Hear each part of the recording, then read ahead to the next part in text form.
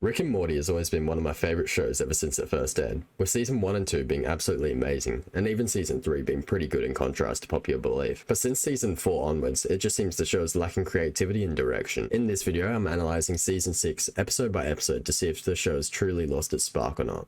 Kicking off from how big ending season 5 was, you'd think that this season's first episode would leave us with our jaws dropped, or at least interested in the fact that Rick is no longer the strongest being in the universe. Maybe they're making use his wit and quick thinking to outsmart these more powerful beings, but no. Let's have Rick dialogue about losing his creativity and space theft save Rick and Morty with no furtheration to the plot at all. Yep, let's go with that. The only good thing to come out of this episode is Prime Rick, who is pretty much going to be this season's evil Morty. And by that I mean a mysterious character with little known history and background and somehow plays into Rick's past. We only know that he killed Diane and that he is the Rickest Rick, and our Morty is his original Morty. This episode was definitely not a bad way to start off the season though. Much better in terms of quality than the next two episodes. Episode 2 is a Mort well lived.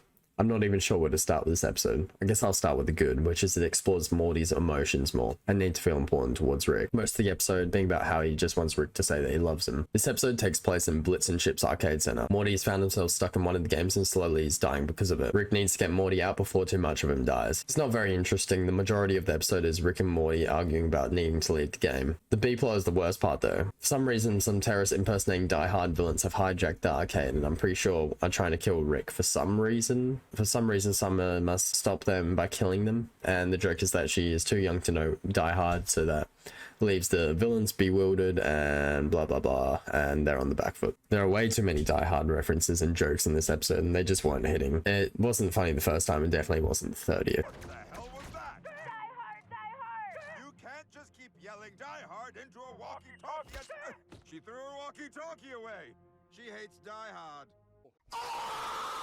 Anyway, this episode ends with Rick and Morty making up, Summer doing a Die Hard and killing the main villain, and we find out that the main Morty that was inside the game is still alive.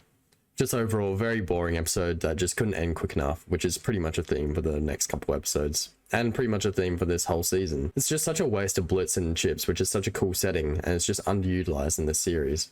Oh my god, this episode. Episode 3, Bethic Twinstinct. This episode made me so uncomfortable. This is the incest baby of season 6. I've never been more uncomfortable watching a show in my life. This episode is pretty much about the two Beth clones, or the one Beth clone and the original Beth, having a sexual relationship. It shows how deeply of contrast there is between the two Beths. One is compassionate and loving, and the other is a no shits given, arrogant, and more Rick-like version. The two twins having sex is very uncomfortable to think about, seeing as their whole genetic makeup is the exact same. Would that be considered masturbation or incest? I'm just wondering. The whole time they're cheating on Jerry, and when Jerry finds out, he eventually becomes a cuck, and he has a humiliation kink.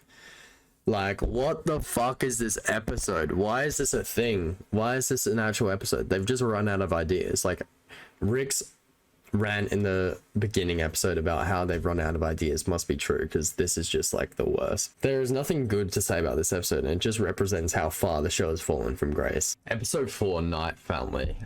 This is the most painfully boring episode I've ever had to sit through in my life. It just seems like they had no direction with this season at all. There's so many episodes that are taking place in their house, and there's just nothing happening this entire season. It's just all in their house. It's so boring. Pretty much Rick just lets the Smith family use this device which activates during their sleep and makes a Night Family do the things that they don't want to do. For example, learning a new language or the dishes. The Night Family gets upset over them not washing the dishes or something stupid, and the two families go into some little conflict, and the Night Family soon takes control of both the day and night. The resolution pretty much is that the Night Family figures out that it's hard to be a day person, so they just switch back, and it's the most basic filler episode I've ever seen in my life, and I've just got nothing else to say at this point. Like, on to the next episode. Final episode of this video is episode 5, Final DeSmithation, and pretty much this is my favorite episode of the season so far. So they go down to Panda Express, they get fortune cookies, and Jerry gets one that says he will have relations with his own mother. Bit of a weird start, but Jerry and Rick go to find out what's making these fortune cookies come true. They find out there's a whole big fortune cookie operation, and Rick is trying to find out what is making these cookies come true, and it turns out it's this big alien that pretty much shits out